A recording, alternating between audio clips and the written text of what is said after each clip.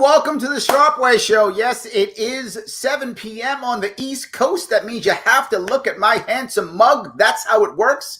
Yes, today I have an amazing guest show. But before we get there, as always, I bug you and I will keep bugging you every single time. Like, comment, share. It does matter. If you care about what we're doing, if this makes sense to you, the best way to grow our media is for us to like, comment, and share so those cool algorithms pop up and people see it. And all of a sudden now people think we're super cool because we are super cool. So let them actually see that. Like, put a comment, share this to the best of your ability. And I'm going to ask you a personal favor. Head over to my YouTube page. Subscribe to my YouTube page, The Sharpe Way YouTube page. Subscribe right now so that I get more bodies there. Again, algorithms matter, right? They do. It's how things work. I am very lucky today. Super lucky today. I have with me the man who talks about a prescription for liberty. I can't believe how lucky I am. The man himself, Dr. Howard Wetsman. How are you, sir? I'm great. Thank you. And you talk about luck. I get to be live with Larry. Look at that. Live. I messed the name of the show up. It should be Live with Larry. See that? Now I've got to rebrand everything, Dr. Howard. Look what you did to me. So, no, I'm happy to have you here. And for those of you who want more information on the good doctor, please head on over to genedsystems.com to see all the cool things that he's working on. 20 years in the field, work on the brain, work as a psychiatrist, work on nutrition and everything you've worked on. It's insane how much stuff you've worked on, addiction issues, so much. But I want to push some of that to the side. And I want to talk about what you talked about, which is a prescription for liberty, which covers the COVID crisis, the opioid crisis, and racism in one document. I mean, I got to say, it's the prescription for healing. I mean, what made you write that? Well, I was going to give a talk at the Libertarian National Convention. Oh, yes, right. And that was going to be my topic. Got it. And, everything changed.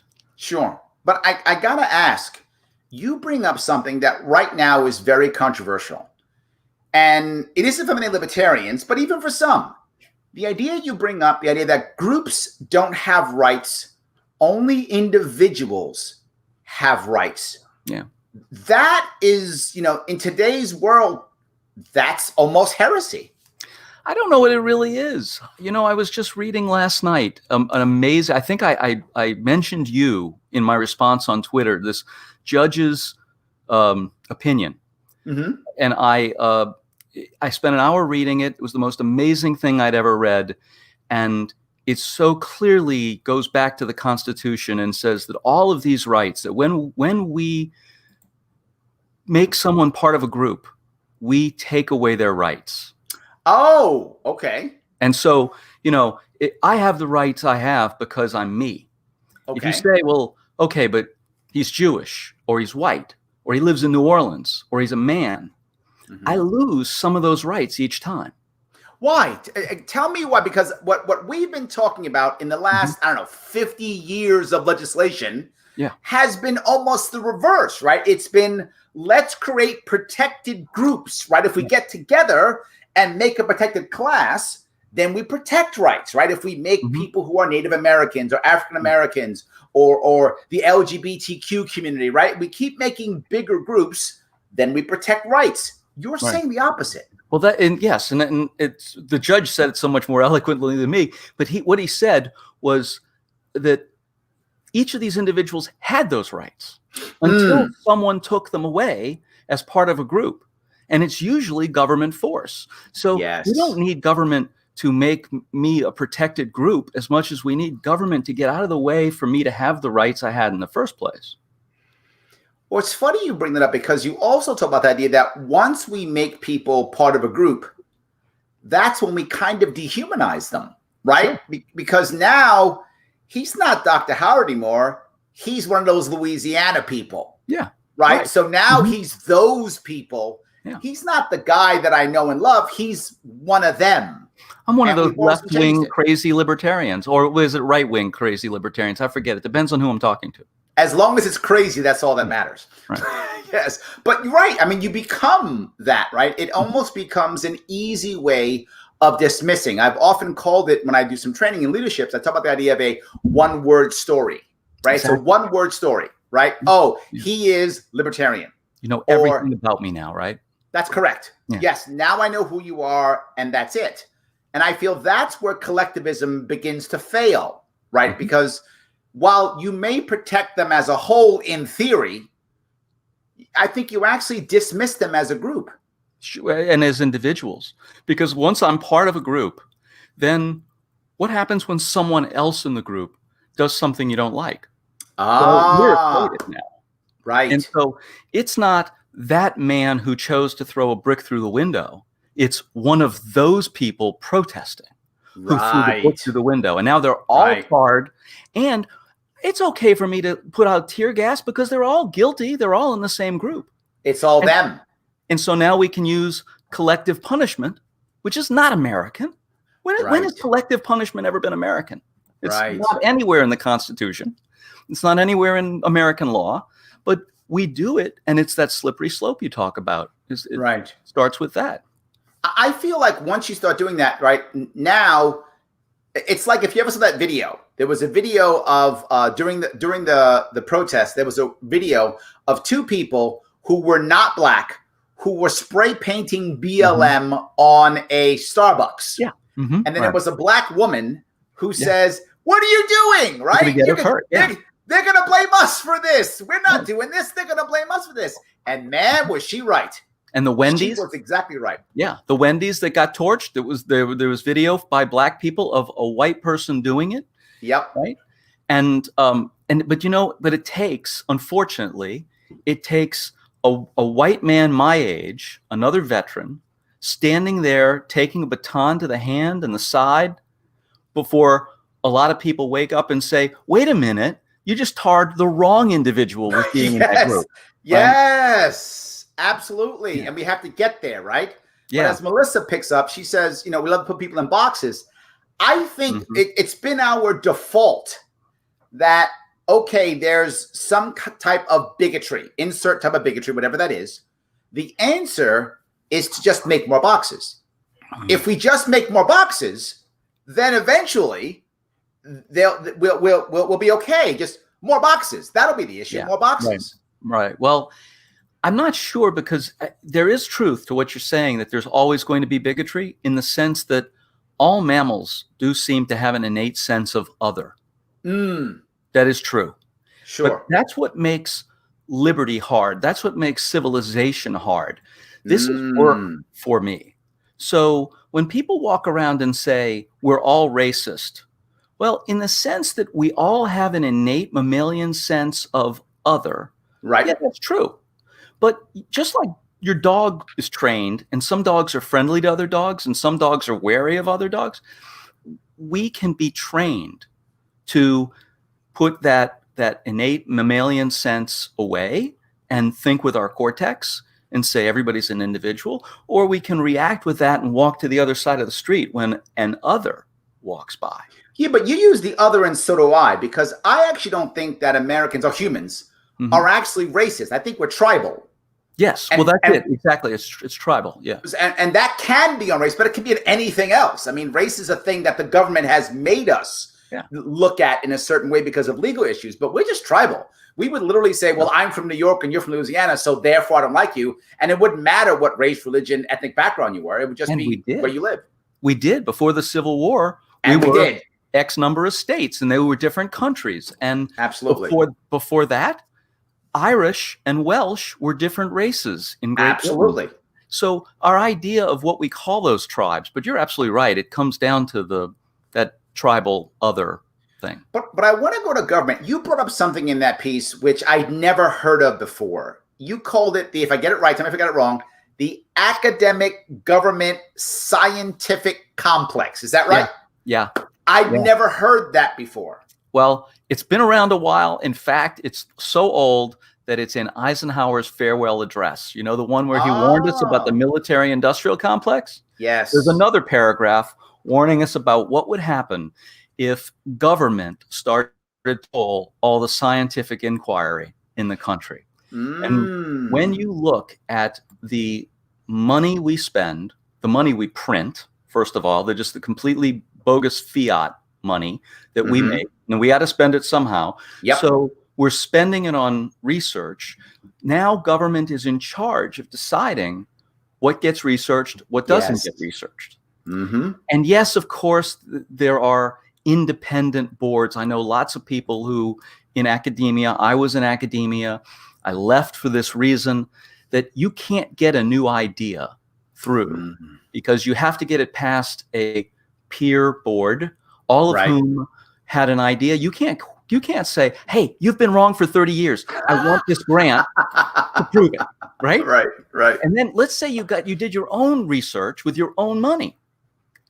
Hey, I just proved you wrong. You've been wrong for 30 years. You've killed hundreds of people. But let's get this into your journal that you edit. No, it's not happening.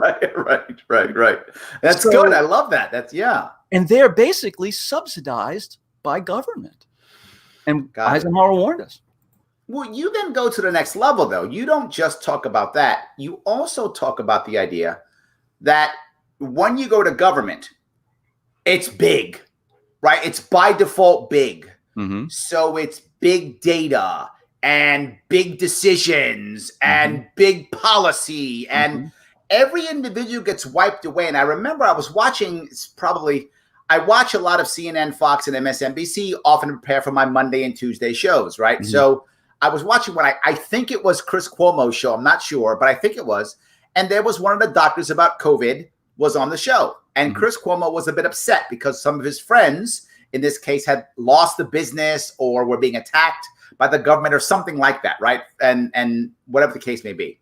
And he's like, well, isn't it a problem, good doctor, that, we have this one size fits all, but there are individual groups that should be able to open their store because they have a special situation, or, why is a food store any better than whatever, a gym or whatever? There was something like that. Right. And the doctor, without skipping a beat, without any remorse whatsoever, just said something like you were talking about. He goes, well, no, this means we have to have big, federal level answers for everything. And sometimes people are hurt when you do broad-based so-and-so. And he had no remorse. He was like, yes, the little guy will get crushed as the big tank rolls over everybody. He didn't care. Well, the Tuskegee syphilis experiment wasn't racist. It was just an attempt to help everybody. Yes. Right? Oh, my God. So well done. Look at you. Yeah. Everything starts with the wonderful intention that and as soon as you have power over somebody, I do this all the time on Twitter. Every time somebody dies in jail or something, it's, when you take responsibility for another life, you want to put somebody in jail, you own that life. You are responsible. They die, that's on you. They get hurt, that's on you. You don't want to be responsible, don't take away their freedom. Right. But it's a slippery slope, and we have been going down it for 100 years. Yes. And we're so far in the weeds right now, we don't even remember. Nobody alive remembers personally what it was like before this. And this is the thing I talk about often about culture, right? When libertarians talk to me, they get mad at me and go, but Larry, I'm right. This is correct. We have to change this tomorrow. And I go, I'm with you. We should. But culture says no, right? We have precedent in culture that has said that no, it's not what we do. And how do we change that culture all of a sudden? And I think it's really hard. It's difficult to make that culture change, even though we're right. I would love the world to be a fully voluntary society tomorrow. Yeah. That's a fantasy. I might as well say I would like to have a leprechaun ride a unicorn. It's the same chances. Right. The odds are exactly the same. So right? Larry, you know what that culture really is? Tell me. That culture is millions of individuals expressing their own desires, their own demands against the supply in their own environment, and creating an emergent thing that we're calling culture. And so we don't have to change everybody. We only have to change the person who's with us now. Right. That's what I was hopefully asking libertarians to do in that piece. No, so I'm going to get off of the big government. I may come back to that, but I want to go down to the next piece you talked about. I know we could talk about it all day long. But you talked about the brain a lot, and libertarians rarely talk about that. Yeah. I try to, right? I try to talk about that. I usually bring up my military background when I was in intelligence and the idea of interrogating people and things like that. That's how I usually bring it up. But you've got the credentials and that I don't have. So I'm very glad you brought it up. But you talked about the idea that we as humans love narratives. Like, we just love narratives. The narratives seem to answer all the questions. The narratives make right and wrong. The narratives make the answers clear, right? Yeah. There's a narrative. So the simpler, the better. The simpler, the better. How in the world do we have to change the narrative? No, my point in there was that because hearing a coherent narrative actually raises dopamine tone in the reward center. Okay. We find that rewarding. And using our cortex to actually look at it and tear it apart and look for inconsistencies to find the truth actually lowers dopamine. That's why we call it work, because it's not fun. That's right. Yes, I got it. So we're drawn to that. Now, here's the truth I can tell you from treating addiction for over 20 years. People with normal dopamine tone don't seek out dopamine raising things because high dopamine actually makes you feel worse. So you want dopamine in this kind of, at this peak, in this window, and too much is bad and too little is bad. So it's when we are feeling low that we are particularly susceptible to narrative that is really true. I almost said bullshit, but I didn't want to say that on your show. You can say bullshit's fine. No worries. Yes. So, anyway. But I think this is why you find so many people who when they grab people in large populist movements, it's people who are feeling broken, people who are feeling bad, right? And they're open to, it's that group of people who are bad. Oh, great. I feel better. If I tell you that all your problems are because of the brown people on the other side of that line, and I'm going to make them pay, well, why don't you love me? This is win-win. Right? I'm not responsible, and you're going to make them pay. Oh, this is nice. I love that. Don't you have a good day? Yeah. But if you were low in dopamine, you just got a hit. It was like listening to me was like smoking dope or taking cocaine or having a drink. Well, you taught me that people don't remember what you told them. People don't remember what you do. They don't remember what you told them. They remember how you made them feel, right? Absolutely. Well, here's a perfect example. When a populist politician can find a bunch of low dopamine people and give them a drug, in essence, they are now they attach to that. Wow. So there's so much I want to go on this one. All right. Let me go to what you basically said. Blaming feels good. Yeah. You basically said blaming feels good. It's not the only narrative. What Kahneman showed us, said he'd probably be upset. What Kahneman and Tversky both showed us in all their work, which he put in his book, Thinking Fast and Slow, is that in system one, it's like, I love it. I get the answer really quick. I get a hit of dopamine. But if I have to think about it, it's hard work and I don't like it. So blaming is one mental heuristic to get there, but there are others that we talked about when we started, that collectivist thinking. Right. You don't have to worry about who you are because I know you're that New York libertarian guy. So I know everything. I know you fit right into that box. So I don't got to think. I know who you are already. So let me go into something that I think is kind of affects us as libertarians is we have a lot of infighting.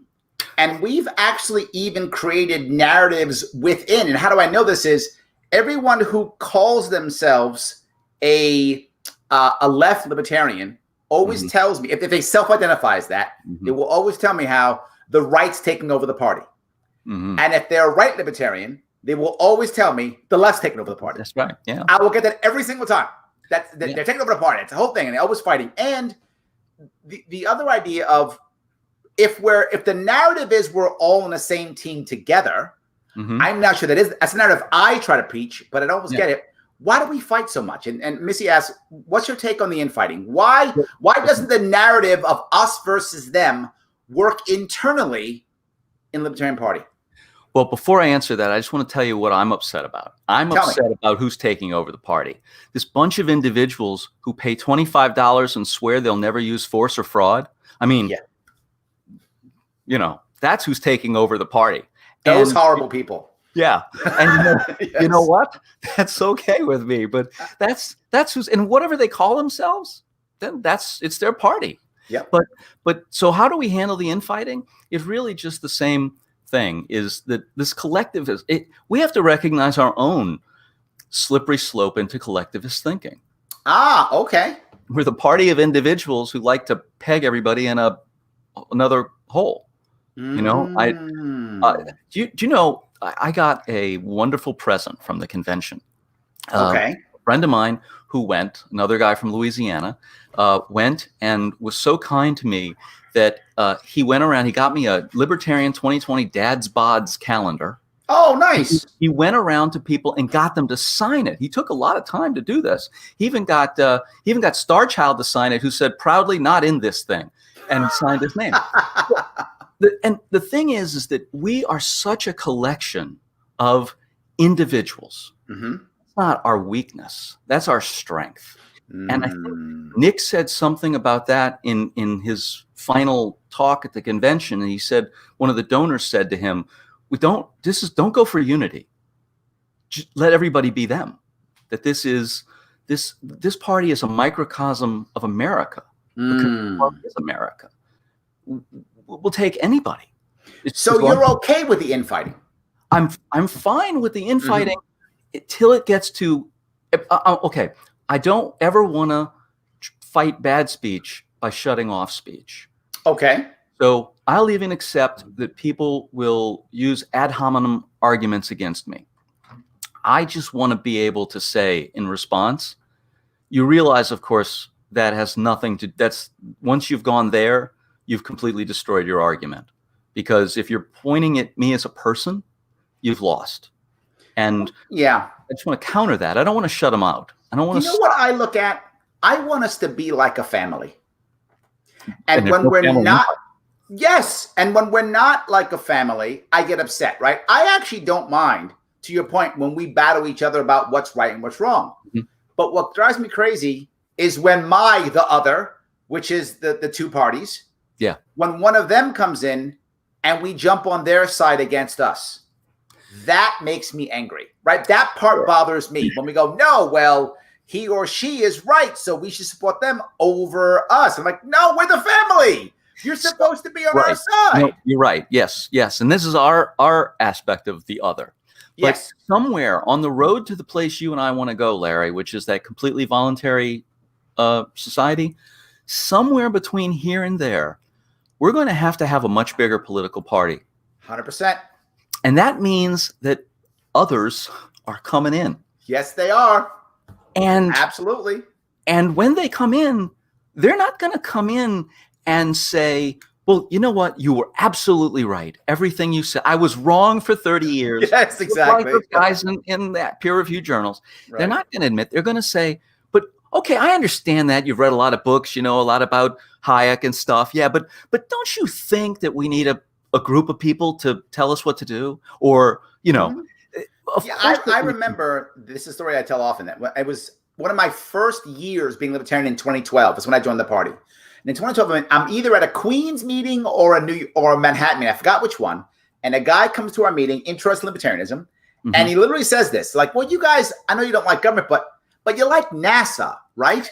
That's what he said. And I was like, okay, this is going to be nice. I'll get to watch this. And they destroyed him over NASA, and he never came back. Right. Yes, and I thought, why didn't you just go, you know what, NASA, let's talk about that later. Right. Let's talk about other stuff. What do we agree upon? Let's talk about those things. Exactly. We agree on so much. Yes, they had to fight him on NASA. Right. Maybe the guy liked the moon and thought it was cool or something. Right. Let it go. Right. He'll come our way later. But right. Yes. Yeah. Right. Why do we seem to have to be right? Yes. And I mean, there's an old story. Would you rather be right? In recovery for addiction, it's an old story. Would you rather be right or sober? Because you can't be both. Oh, I like that. Oh, it's so good.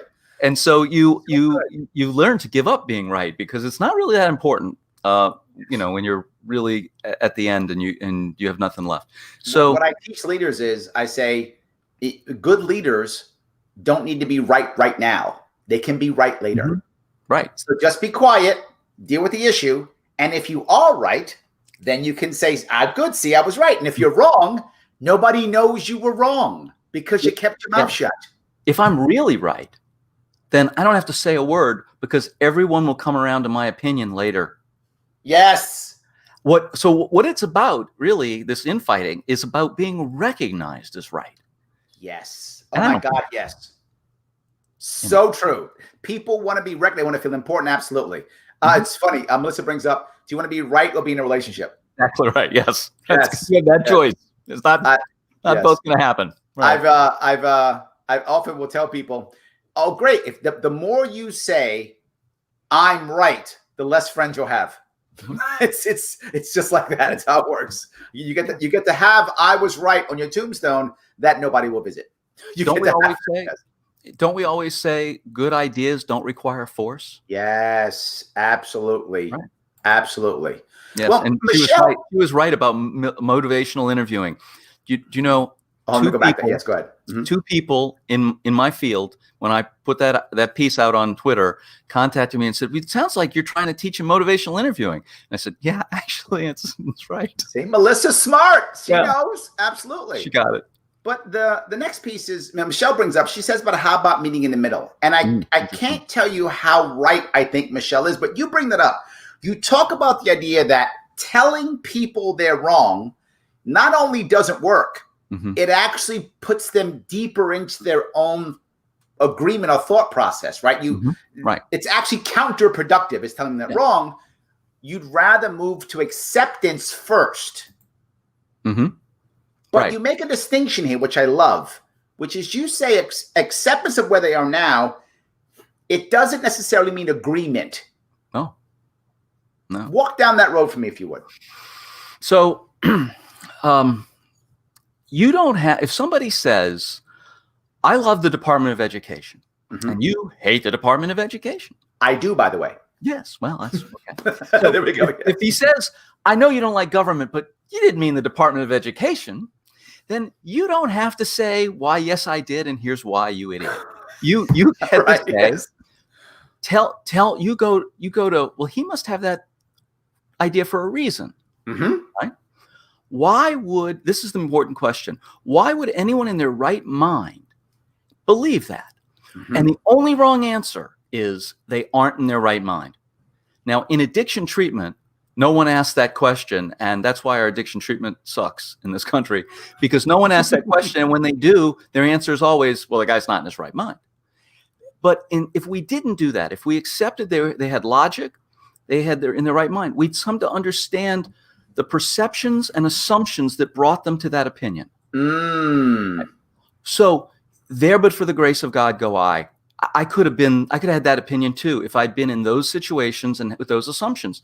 And so I don't have to agree, but I can accept him because he's just like me. We're both two individuals who got to our places because of our circumstances and our assumptions. Sure. And then I would want to invite that person, I'd point that out, and then invite that person to target my assumptions. Okay. Because when you do this, you never target the other person's first. Okay, and actually, I stole this from a theory called theory of constraints. And if anybody wants to learn the secret of the universe, it's in a novel called The Goal by a man named Eliyahu Goldratt. And in it, he describes this system called breaking the cloud. And it's any conflict can be resolved. And you do it by understanding that the person got to their want through a need, just like you, and you both have a common goal. And their different direction is because of different assumptions. And you actually draw it out and point it out to them and say, well, you had this assumption, I had this assumption. But whenever you do this, and I've done this with patients even, it works everywhere I've ever tried it. When you're doing it with another person, you never start with their assumptions. You always never start with yours. And if you can break yours, you've still won, because now you've learned something. You were wrong, and you've learned. Absolutely. And if they can't, you never usually have to get to their assumptions. They look at yours and they go through yours and they say, well, I didn't find anything wrong yet. But you say something must be. And well, let's look at mine. And what's funny when you say that, I always say to people all the time, I never point my finger at you until I point my finger at myself first. And I point my finger a lot. So that means I've got to point my finger at me a lot. Yeah. Because I think you're totally right. I think people hear me better because I point my finger at myself first. To your point, they don't feel like Larry's just preaching to me. I am, right? But I'm preaching to myself first, right? And then I'm preaching outward, and I'm trying to hear people more. I like what you're saying. It's really good that you're saying you have to accept them and then find the common goal, right? That's kind of what you're saying, right? Even though we may want to get to it differently, someone through the Department of Education, someone else through maybe school choice. But if we're both trying to get to better schooling, I think you're right. You'll often hear me say, people say, how do you convince someone to be libertarian? I would say the first step is to find a common goal. Talk about outcomes. Yeah. Before about the way to get there. And I think you're saying a similar thing. Well, I've said to people about you, I've said to people here in New Orleans and at in the party elsewhere, I've said that you are one of the most natural TOC people. I know you never heard of theory of constraints and you didn't read The Goal, but you are one of the most natural practitioners of it I've ever met. Oh, thank you. And it really is like the secret of the universe, and you embody those things that work. I'm trying to your point, right? The one of the reasons why I have this happening every night at 7 is so I can draw people from other areas in to go, we're humans. We're not just libertarians. We're just people with similar ideas and concepts. And the thing about this show, the people who watch, is at least half aren't libertarians. Cool. They're people who are kind of what I call lie curious. They're curious about libertarianism. They're like, maybe it's the thing, but maybe it's not. And they're listening. And the problem, if they go someplace else, what do they often get? To your point, Hayek, I'm right, you're wrong, be quiet, government's evil. That's all they get. And that turns them off. And I'm trying to show that there are other ways of making it work. I appreciate what you said, and I'm glad that you're doing the same thing. I want to go to the next piece you brought up, though. And this is as you talk about the conversations. You talk about not trying to win the argument. You talk about just moving someone closer. Yeah. I was thinking about that just when you were talking. That was exactly where I wanted to go next. Please. Go down that road, please. So in my field, in addiction treatment, anytime somebody comes into treatment, everyone's swinging for the fence. You just came in off this big run of methamphetamine. You've been here one day, and I'm talking to you about how, you know what, your life in Narcotics Anonymous is going to be great. You're going to be helping people. You're going to be a great citizen. You're going to be great, and you're going to be helping all these people. And you're thinking, I just want to go to sleep. I'm crashing. I want to eat something. Can you just shut up? And so you can't get to people by telling them what you want them to do. Okay. You have to hear what is his goal. And then there's a series of steps you have to meet to that goal. And don't shoot here, shoot here. He's right here, just get him here. If he's here, get him here. If he's here, get him here. And the thing is you can actually go from here to here much faster doing this than trying that. That never works. Right. It's funny that I bring this up in a different way. As I said, I will often go for my military background. When I was in the Marine Corps, I spent some time in intelligence, a little bit in counterintelligence. We had discussions and things, and we'd work on things like interviewing skills, interrogation skills. Very different than my interviewing skills, yeah. Yes, a little bit different. So one of the stories they told us was a story about an Army captain who was captured in the Korean War. Now, I went through this in the early 90s. The interview was from the 80s. So the guy had been in Korea about 30 years ago when he was recounting his story. So he was talking about when he was captured. He was an army officer, and he was captured by the North Koreans, but the Chinese were there, and he had a Chinese interrogator who was interrogating him. And the Chinese interrogator was telling him how awesome communism is. And this officer was exactly what you would imagine. He was a West Point graduate from the New England, wealthy. Your exact image of is what he was. Yes. And he admits it. Right? In an interview, he actually admits, because that's who I am. That's what I was. Yes. And he says to the interrogator, who was speaking English, he says, how are you going to convince me that communism is good? When this war's over, I go back home to my big house, my beautiful family, all my money. What are you talking about? And the Chinese interrogator said, oh, I'm not trying to get you to believe communism is great. I just want you to think that your way of life isn't perfect. And then you'll leave Korea. And we always talked about the idea of breaking the facade. It's a facade of perfection. Right. And when you break that facade of perfection, now someone has to think. And what you called it is the narrative, right? When you break that perfect narrative, now I got to think, wait a minute, maybe the Democrats, Republicans aren't the right answer. Maybe there isn't one size fits all. Maybe I have to have a conversation, and it isn't just them and us. Right. And I find us fall into that a lot. And I think that's what you're talking about. Am I right?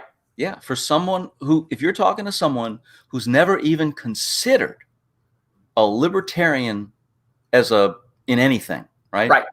Then all you have to do is get them to consider it. That's it. Now they're a completely new person. They're not the person they used to be. And if you don't recognize that and start talking to the new person, you lose all the ground you gained. And so you have to recognize their change, and that this is so many people in the party and want to have a single conversation and convert somebody. Yes. Well, I'm sure that's a rush. That'd be amazing. That's our drug. Yeah. It's just a drug. And that's our drug. Right. If you want to use drugs, go use drugs, but don't involve another person. Now he's your victim. Right. Don't turn a victimless crime into a victim's crime. I love Leave him out of it. Go use a drug. That's good. That's funny. Well, what I worry about is I see us also fall into everything to a left-right paradigm. Yesterday, 2 days ago, I put a controversial title to my show, and the title was a question: should Trump have been removed? That wasn't a decision on whether he should or shouldn't. That was just a question that I put up there. The amount of people who supported Trump who got angry at me immediately was surprising. I didn't think that many people who thought that way were on my page. I didn't think there were that many. But there were many people who were openly angry, and I didn't even say he should or shouldn't. I simply asked the question. And I felt what happened was they went into a left-right paradigm immediately and assumed that if I asked the question that I think Trump should have been removed, which wasn't what I said anyway, but that wasn't the point. It was a little clickbaity, but I wanted to have a conversation about how people, actually about blame. It's funny. It's about this. It's about blame. How people would blame if they pulled Trump out. Who would the Democrats blame? That's what the whole conversation was about. But there were dozens of people who wouldn't even hear it because they immediately went, Larry's one of them, and turned off. When we're using narrative as a drug, the narrative, anybody who's needing a drug for dopamine tone is going to be very sensitive to any threat to that drug supply. Okay. So if I'm using narrative to raise my dopamine tone, I'm going to be very sensitive to any threat that is going to endanger that supply. Now, that act of making me go from someone who's never considered to someone who has considered, that crack in the facade, that destroys the supply of the drug because it's no longer the coherent narrative that the system needs. So that fast response, that immediate defense, the more immediate and the more vociferous and the more out of the box the defense, usually that means the more under stress the system is, and that you're actually pretty close if you just take another tack. Yeah. So I was surprised, and then yesterday I did kind of the opposite. I had a thing that said, is Biden's VP pick all about race? And it was one of my lowest watch shows. People who were like, I don't want to hear that. There were people who didn't want to hear it. And all I'm thinking is, now what you're saying, I said no drug for you. Mm-hmm. And they went, nope, someplace else. Do you know how many people just don't listen? It's that, I know you, oh yeah, people who went to high school with me. Oh yeah, he's in libertarian politics now. So when I know him, I know what he means, right? And so people will post things, and I've stopped doing it. I don't even look at Facebook anymore. But I used to say, well, isn't this collectivist thinking? And don't you want to consider the individual? And the responses of people who have known me practically my entire life, that I'm just a Trumpist. Yes. It was like the assumption that I must be Trump supporter and I must have Trump pom-poms. And it was like, you've known me my entire life. Right. And you would fall into that because you just can't hear me past your narrative. I've seen that so many times. But you took all of this and you also went to a very important piece, which I love, which I do also, which is why I love this so much, is you talked about the idea of not blaming the individual, but blaming the system. And as a trainer myself, I always talk about fixing an environment within an organization so that you'll have better outcomes, right? And that certain people who don't like a positive environment, they self-select and leave, right? And you have the right environment. And this is what I talked about when George Floyd was killed. Everyone was talking about justice. I was talking about changing the system so that more George Floyds don't get killed. Right. I didn't care if the cop was racist or not. That wasn't my concern. And people going, oh, he's a racist cop. Oh, he's not. I was like, why is there a system to where if he is a racist, he can do this? Yeah. And if he's not a racist, he would watch somebody do this. Why is that system shouldn't exist? I don't want that system to exist. And this is what you're saying too. Please help me because people want to blame. We want justice. I want to get that guy and feel better. Is that a dopamine thing too? Yeah. Yeah, because, so look at those 4 guys who watched him. Okay. 4 guys stood there and watched him. Yes. Didn't do anything for minutes, right? Do you think all 4 of them are committed Nazis? Right. Yes. No. Did all 4 of them want to execute a black man? No. Impossible. No. Yes. But what was happening? Oh shit, he's at it again. Should I do something? What if I do something? What's the sergeant going to say? Oh, but you know what? Somebody's got to do something. But then what if I lost this job? I just had this baby. What am I going to? In the bottom, we are all mammals with midbrains. Right. And mammals with midbrains at the end of the day want to bring home whatever's keeping the family alive. And people are they're going to end up doing what's in their own personal best interest. And I agree with you. We need to build the systems so that the people who have power do what's in their own individual best interest, which is also in ours. Absolutely. Not the system we have now. Absolutely. But the problem I have, and this goes back to your first piece about when you're a doctor, right? If I'm a patriotic American, which many people want to be a patriotic American, not necessarily a nationalistic American, but they want to be a patriotic American, then you support the system. And if here comes, Dr. Howard saying the system's not good, don't I take that as attacking my narrative, right? You're attacking my system, means you're attacking America, which means you're attacking me. Yeah. Yeah. Isn't that a hard thing to do? Even though attacking a system, doesn't it still wind up, kind of on a rebound, attacking the individual? And that's what I find. I usually, when I do that, I have to literally say more than once, I'm not blaming so-and-so. I have to reiterate that. Yeah. When people got mad at me when I brought this up, when the young kid was killed protesting, right? When he was shot by the driver. Oh, yeah, okay. And I said, I'm so sorry that he's dead. I wish he didn't deserve to die. People assumed that I was anti-2A and that the driver had no way of defending himself. And I was like, no, the driver could. I don't know at all what happened there, right? I'm just saying the driver could have absolutely wanted to defend himself. He could have thought he was in danger and done and justifiably shot the kid. He could have. I wasn't there, right? We don't know. And it would still be a tragedy. Right. Both could be true, right? It could be that he was defending himself and he has a right to do so. Right. And sad. I don't want him to be. I don't want Garrett's his name, Garrett Foster. I didn't want Garrett to be dead. Either way, I don't want him dead. And so, but when I even made that comment, people assumed I was attacking the system. That was Texas, right? That you can defend yourself, stand your ground. I wasn't. I was simply saying it's a tragedy. And what people then began to say is, well, if he's justified, why would he feel sorry? Because he took a life, even if justified. I deal with veterans.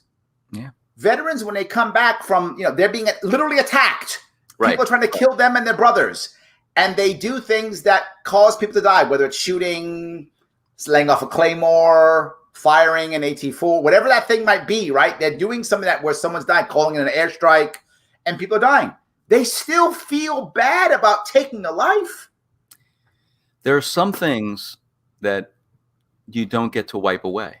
And I think that goes to what you wanted to bring this in the end to my side effects. And so I'll just jump ahead to that.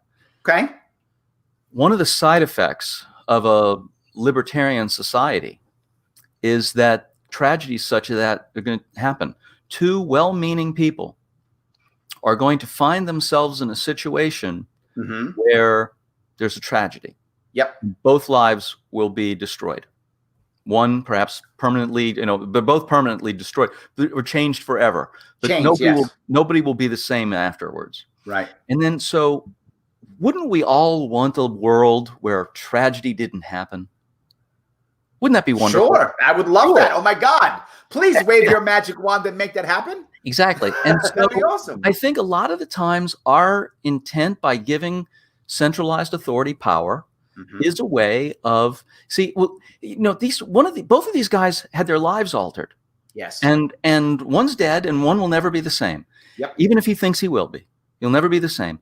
And so wouldn't it have been better if we'd had a system where we had more control of guns and traffic and centralized authority and no protests and things so that this tragedy wouldn't have happened. Right. Right. Well, I don't know who it's been attributed to so many people, so I won't attribute this quote. I'll just steal it from whoever first said it. Perfect. There we go. Any government big enough to prevent all your tragedies is big enough to take everything you have. Yeah. Agreed. Yeah. And the next thing I bring this up in business, which is you can't create a system with enough rules for perfection. Right. You just can't. You have to iterate and keep getting better. Absolutely. Right. You just have to. And you can't legislate perfection. And we think we do. We think we can. Well, if we just had one more law, then it would be perfect. Yeah. Absolutely. Yeah. Well, going back to the judge, his point was in this. If anybody wants to find it, it's in my Twitter feed. If you just search for me, and I actually mentioned you in the Twitter feed, so you see it. But it took me about an hour to read. It's probably the most important thing I've read all year. He actually found for this policeman to have qualified immunity, but he basically wrote a 70-page article on why qualified immunity is complete bullshit. Wow. And why you had to do it anyway. And even if you just read the first 3 pages, which is the preface, it'll be life-changing. Wow. And what he points out is it's not we need just one more law. We had good laws. Yep. And then other laws came in to reverse those. Yes. And that our laws are eroding our rights, not ensuring our rights. And that government is supposed to protect our rights. And now it's just the opposite. But the thing I want to bring up here is you're talking about side effects. And you just said, right, you don't know who's going to be affected. We can't tell. Nobody knows. We don't know what the unintended consequences will be. And to Katie's point, unfamiliar change is scary, right? Yeah. This goes back to the old, if you happen to have seen the Batman movie, The Dark Knight, and the Joker is in that movie, and he calls himself an agent of chaos, right? And he talks about the idea that, if a bunch of troops are going to be blown up overseas, no one bats an eye, right? Because it's all part of the plan. Right. So as long as we expect it, or to Katie's point, it's familiar change, we're okay with it. But when it's unfamiliar, so we'd rather have a familiar bad system than an unfamiliar, perhaps better system. Is Katie right? As my friend Ben Hunt says about those thousands being killed overseas, yay flag. So it's that it goes back to that narrative, because we have a narrative that explains that, and so it's okay because it's all part of the narrative. And for instance, we could get rid of the IRS, right? And whose life wouldn't be better? Right? I guess some of those employees. I guess, yeah. And a hell of a lot of them. There are a lot of them. Yes, there are. Yes, absolutely. But other than them, a vast majority of people, their lives would be a lot better. But I actually know how to handle the IRS. I mean, I pay my taxes. I keep my records. I write it down. It's a pain in the ass, but it's the devil I know. Yes. So if we got rid of it, what would I do then? How, And to your point about complaining, like if Trump were removed, who would I complain about if the IRS was gone? That's true. Right? Absolutely. So we don't want to do too much change, because even the defects in our more perfect union, even the things we hate, we have come to use, and they're part of our narrative. And so we don't really want to just let them go until something tectonic happens. And we realize it. And that's the real tragedy, is if we were changing this much every day, how much better would life be now than it was in 1970? Absolutely. Totally agree. Well, it's what Kenneth says, right? It's a more perfect union, not perfect, right? It's getting better and better. I think Kenneth's totally right there. Yeah. He's trying to move us forward. I want to backtrack a bit. I went past it, but there are two things I want to bring up. One is, you've made me think about, maybe I'm lucky. People always tease me because I don't drink, I don't smoke, I don't do drugs. The only drug I use is caffeine. That's to stay awake usually. But that's what I use.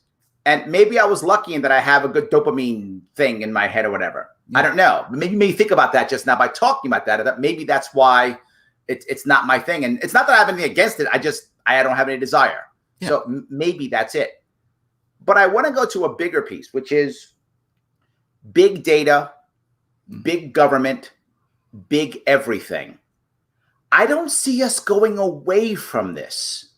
I see us rushing headlong into it, right? From what you've said, and I'm totally on board with what you're saying, the bigger we get, the more individual people are crushed, But I see us rushing towards it. In fact, I don't know if you happen to watch the HBO series Westworld. Yeah. The third season of Westworld was basically that. It was the idea that we'd create some massive computer with all the data in an attempt to make the world perfect. And how we do that is literally by murdering people who don't fit. So here's my way. And I didn't put this on my bio, but if anybody wants to go to dragonsbaneproject.org. Dragonsbane dragonsbaneproject.org. So I think, yes, as technology has gotten bigger, we have embraced big data. Yes. Big data is not really a problem. It's the unanonymized big data.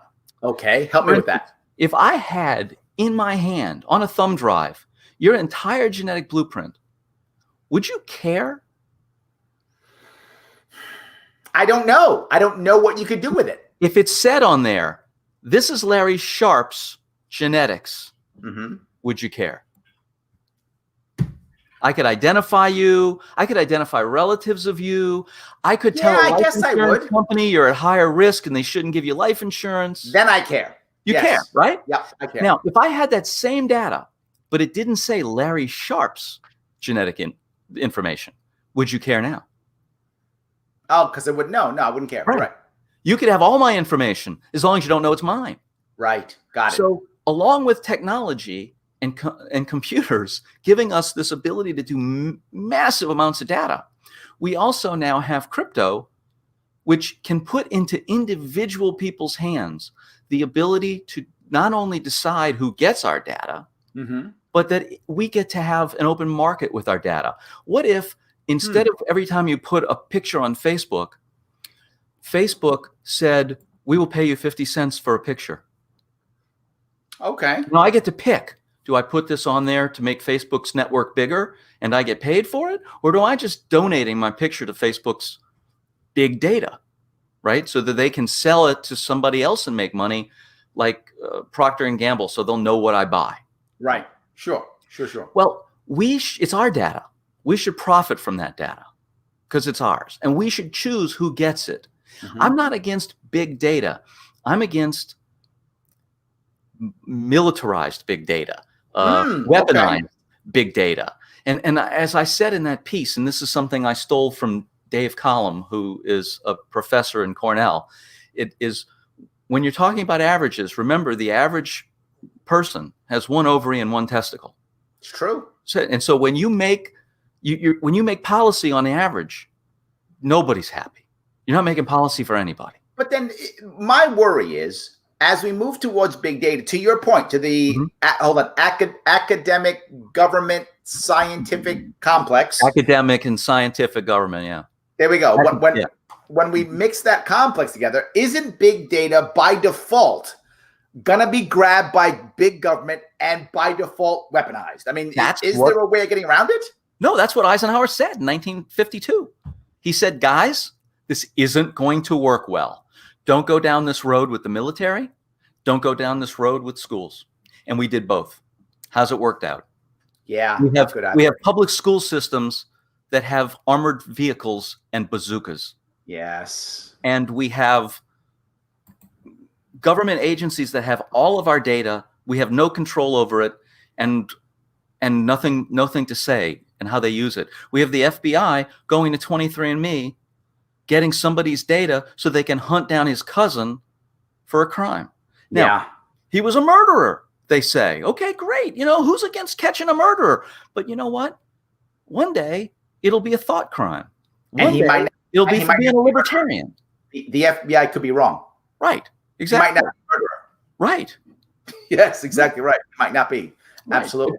And so I want to get past the narrative and get to the point where we can benefit from big data and big computing and fast computing without feeding the Leviathan. Got it. I see where you're going with it. Okay. All right. So I guess the last piece I have is if we can't get around big data, we have to give. If we have to start giving our data with money, whatever that is, 50 cents for a picture or whatever the data is, we have a choice. That's a contract. We can choose not to give it then. But my worry becomes the next thing which you see, which goes to big data, which is government-sponsored monopolies. Yeah. Right. Well, I mean, while for me, it all comes down to 1913 and the Fed. Tell me. The government can't afford to do all of these things without two ways of getting money.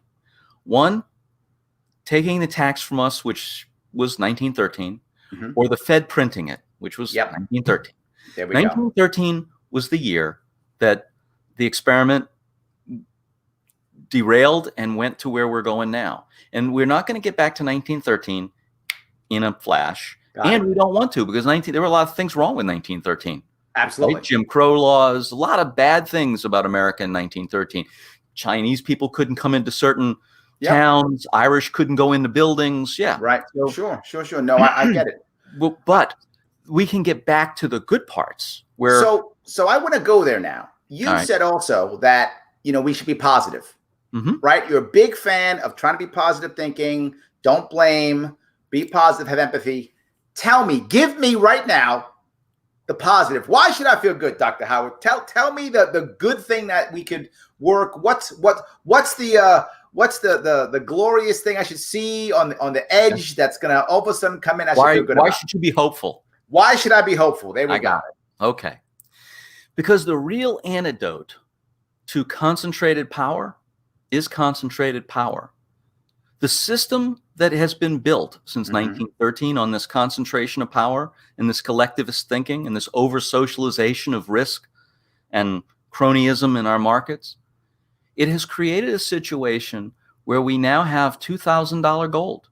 Gold is at an all-time high because people, remember that culture made of millions of people expressing their individual demands in the system's supply? Yeah. Well, they're demanding real money, and they're not choosing Federal Reserve notes as that money. They're saying, I would like an ounce of gold, please. Here are some green pieces of paper for it. And they're buying other things.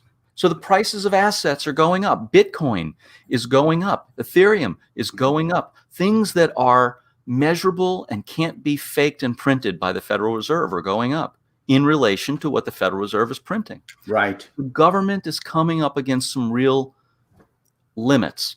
Right now, I can't even tell you how many trillion dollars have been, opened up. Sure. Printed. You can go to the Fed website, the St. Louis Federal Reserve, and look at the M2 money supply. It's like that. Yes. Yep. This year. Well, that's not going to go away. Right. Right. So the system feeds itself. Jim Rickards talks about this in his books. One day, a destroyer, a U.S., like what keeps us a global superpower? Our Navy. 100%. One day. And our Marines. Huh? Yeah. And our Marines. Of course. We give people rides, Larry. And they're our favorite passengers. And so they one day, instead of rolling up to a dock in Portugal and saying, fill her up, here's some dollars, they're going to hear, we don't take dollars. Right. Right. You got gold in your destroyer? No, I'm sorry. No bunker fuel for you. Right. And this system isn't changing as fast as we want it to. Sure. But it is going to change because the empire that's built on the collectivist thinking and the centralized control is falling apart. And the hopeful thing is that even the collectivist thinking that got us to this terrible year is falling apart too. Yeah. The very thing I'm the Trumper, I'm the anti-Trumper. Look at how that's changed in just a few months. Yep.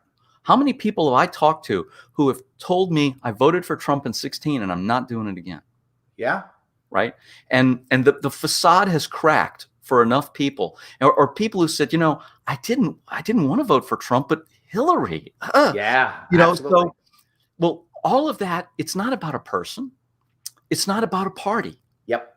It's about, we are Americans and we're trying to improve our union one day at a time. We have a constitution and we can start rolling back some of the limitations on our freedoms that we've rolled forward over the last 100 years. So hold on. If I'm clear, what you're saying is, while it looks bad, it's our opportunity. It's exactly that looking bad is actually getting some people to go, you know what? Maybe this left-right paradigm isn't right. Maybe I should be just either Trump will save me or Trump will kill me. Maybe I shouldn't be that way. Maybe I should think about what will actually save and or kill me, or maybe I can take charge of something on myself. Maybe that is what I see as an advantage. I like that. So this is troubling. The Overton window is opened. We there can we do go. Things now we could never. I just read a federal judge who wrote this impassioned plea to erase racism from our country's laws, but he wrote it this year, Larry. Yep. He didn't write it last year or 10 years ago when he was on the bench, Yes. because a window is open. Things are changing. I've said that while 2020 has been terrible in many ways, in one way it's been great. It's been a year of enlightenment for many people. Enlightenment for their own personal health, right? How did COVID affect them? Enlightenment on the idea of vaccinations. How do they work? What are they doing? So a health for many people. Having to stay home, being with family and friends. Enlightenment of what that means. Enlightenment of technology. How can we use technology to connect people left and right? Political enlightenment, right? Who's really responsible for this and who's not, right? Who's helped me and who hasn't? Who's helped me and who hasn't? Enlightenment on, right, is my party the right party or not? Enlightenment on how much power should a government have? Should the government be able to lock me in my home or not? Right. I think there's a lot of enlightenment this year on many levels, personal, relationship, government, and I'm hoping that you're right, and I'm going to believe you because I want to, and that fits my narrative and makes me feel good. So I'm going to believe it. So I'm going to believe that you're right and that this is our year to start making change. I appreciate that. And if we act as if, Larry, if we all act as if that's true, think of what change we can make. I love that. Dr. Howard, what an amazing show. I'm so happy you came today. Is there something you want to talk about or say or pitch before we wrap this thing up? Larry Sharpe for governor of New York. Oh, I love that. Yes, of course. Yes. For more information on The Good Doctor, head on over to the website that's scrolling across the bottom. It is genedsystems.com. Guys, thank you so much for watching today. I appreciate it. Thank you, Doctor, for showing up, and everyone else for all your comments. I will see you all tomorrow. Thanks.